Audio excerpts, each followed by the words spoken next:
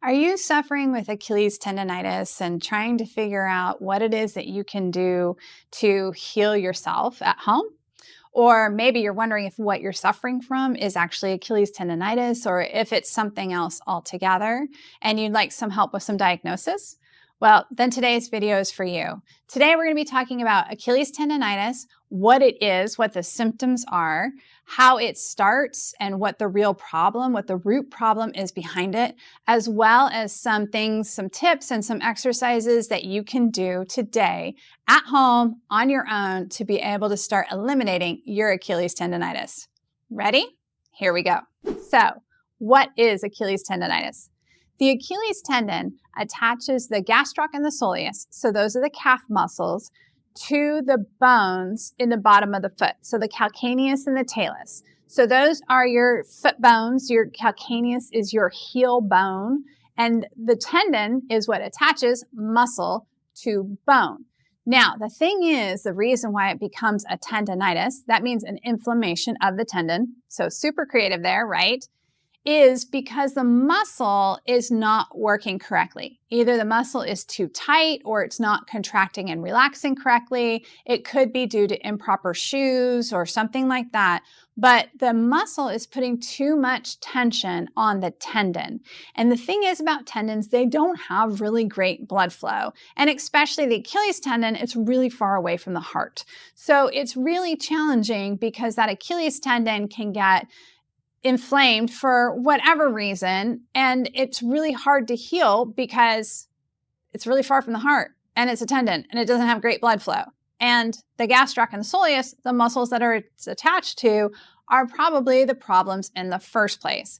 Now, we're going to talk about things that you can do particularly for the gastroc and soleus if that's your problem later on in this video. So continue watching on. But first, let's talk about the symptoms of Achilles tendinitis. So most people who have Achilles tendinitis will have pain right in the back of their heel. Now, this is different than plantar fasciitis, which is on the bottom of the heel, more towards the midfoot area. That's more of a plantar fasciitis. Achilles tendinitis is on the back of the heel. So it's if you go from your calf muscle down the back, you'll feel it back there and it'll be really, it'll feel really tight. It may feel red. It may feel swollen. It may be inflamed. It may be a little bit hot, but that's definitely where the pain will be. And often it will calm down during exercise. So the pain will actually get a little bit better because as you're exercising, you're getting some blood flow to that area. So it makes everything loosen up and feel a little bit better while you're exercising. But then the next day or later on that day, after you've been sitting for a while, it will tighten up again and it gets really increasingly irritated. Now, the problem is when the tendon gets tight, obviously you continue walking around and doing your daily activities, which means when you're doing those activities, it's putting an abnormal amount of stress on the tendon, which actually causes further injury.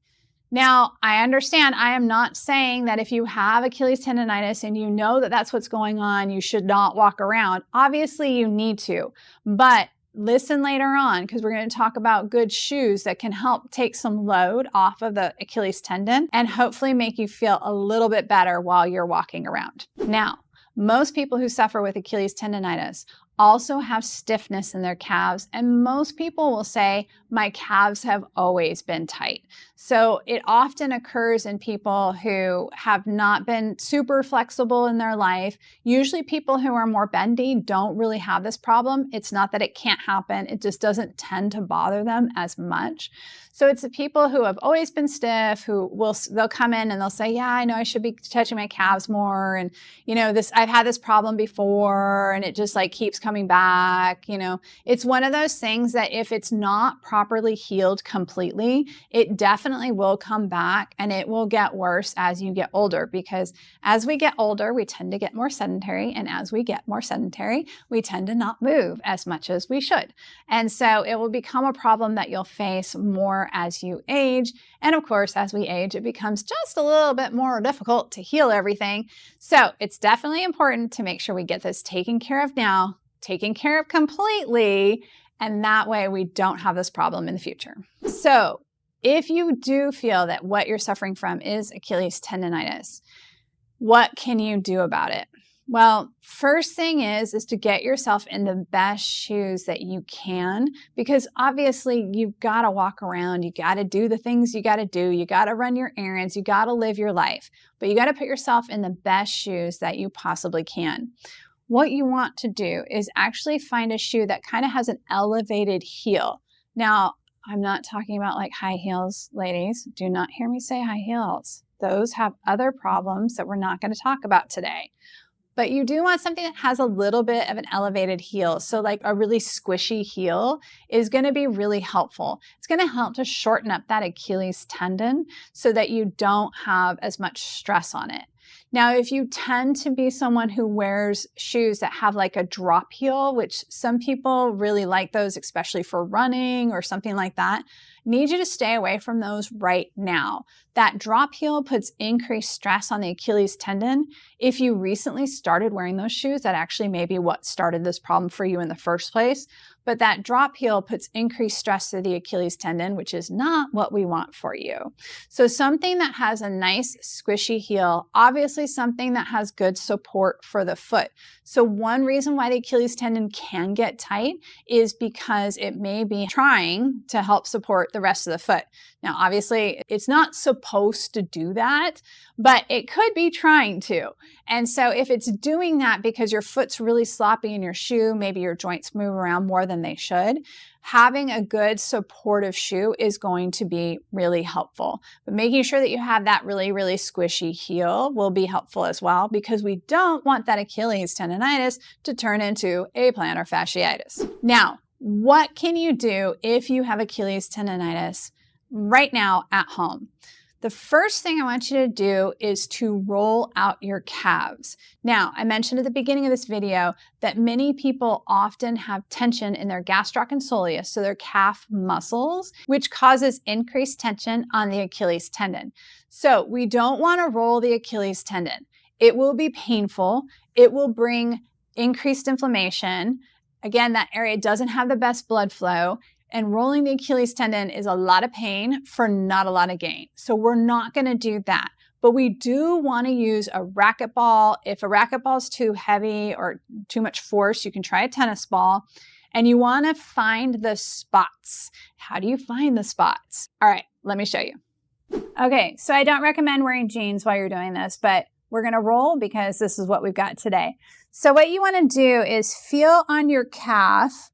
And you should be able to find some spots. Pretty much everybody can find some spots. So, oh yeah, that's a good one for me. And then you're going to take a racquetball or a tennis ball, and you're just going to kind of rub it on that spot. I wouldn't say I'm pushing hard with the ball. I would say I'm pushing firmly with the ball. But as you kind of roll on that spot, man, that is a super tender one. After about 30 seconds, it may take a couple of minutes, you should feel the spot start to melt, is what we call it. And people often ask me, what does melt mean? Well, melt is a feel for me that I'm a manual therapist, so obviously I use my hands for a ton of stuff. But for you, what you'll feel is it's less painful. So now that area is less painful, the original spot. But now I notice if I go down here, ooh, now that's a really tender spot. So this one has melted, that one has relaxed, but now there's another spot down in here. I usually tell people to spend about 5 minutes per calf to get all of these spots worked out. Now you could probably spend way more time than that, but 5 minutes is a good place to start.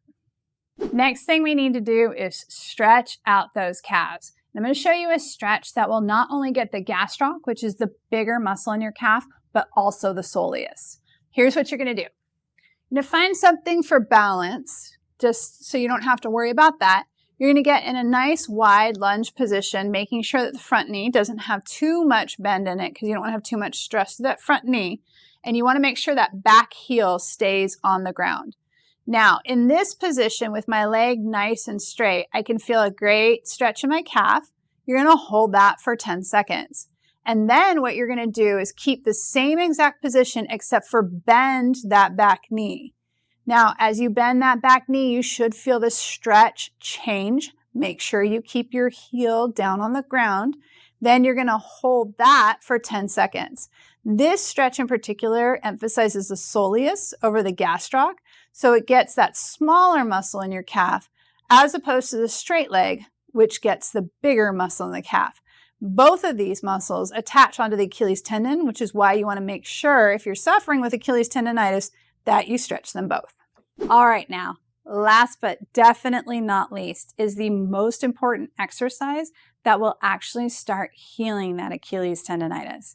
It's an eccentric exercise that you're going to need to do on a step. You can use the steps in your house or on your front porch or into your garage. Or if you have, if you used to do step aerobics and you have one of those steps, that'll work too. Okay, so to do an eccentric contraction of the gastroc and the soleus, so the calf muscles, we need to be lowering our heel, which is why you're going to be on a step. Now, I usually have people do this barefoot, but this step is not very comfy or cushy, so I'm going to keep my shoes on. You can do it with your shoes on. It'll be a little bit more effective. You'll get a little bit more motion through your feet if you have your shoes off. Do what you need to do based on the step that you're using. So what you're going to do, we're going to say that my left foot, the foot that's closest to you, is the one that has the Achilles tendinitis. So what we're going to do is have the right foot pull us up. So all my weight's on the right. I'm going to switch my weight to the left, and then I'm going to lower down on that left side. Switch my weight to the right to go back up. Switch to the left to go back down. Now, some people have asked me what happens if I have Achilles tendinitis on both sides. Is it going to hurt to do that exercise on both sides? It's not going to hurt to do the exercise on both sides. So go ahead and do that, even if you don't have it on the other side, but you just feel like it would be helpful. It's not a problem, but definitely make sure that the lowering side is the one that has the Achilles tendinitis. If it's both, do one side at a time. This exercise is really critical because it has been shown that doing eccentric exercise is the thing that heals tendons the quickest. Now, you still want to work on the gastroc and soleus with the ball massage. You still want to make sure to keep those muscles nice and stretched because when they're tight, it doesn't have good blood flow. It makes it harder to heal. But if you actually want to heal the tendon, this is the exercise you need to do. Now, you only need to do 2 sets of 10 reps every day, but it's really important to make sure you maintain consistency with this one. This is one that's going to take a while, and you may feel like, I don't really see any change for a week, maybe even 2 weeks. It's one that you've got to stay consistent with every single day. It's only 2 sets of 10 reps. I know you can do it, and you'll see some really great results. Now, if you're suffering with pain not on the back of your heel, but on the bottom of your heel, what you probably have is plantar fasciitis, and we are going to link a video here for you. We post videos a couple times a week, so definitely hit that subscribe button so you get up-to-date information. Have a great day, everyone.